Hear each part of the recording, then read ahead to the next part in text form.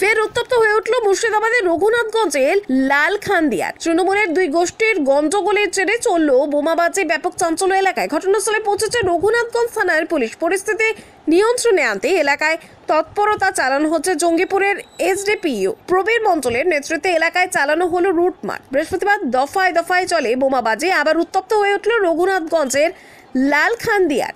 বৃহস্পতিবার বোমাবাজিতে কেঁপে উঠল লালখান্দিয়ার এলাকা। ঘটনাস্থলে গিয়ে তৎপরতা চালানো হচ্ছে। জঙ্গিপুরের এসডিপিও প্রবীর মণ্ডলের নেতৃত্বে পরিস্থিতি নিয়ন্ত্রণে আনতে এলাকায় টহল দিচ্ছে পুলিশ।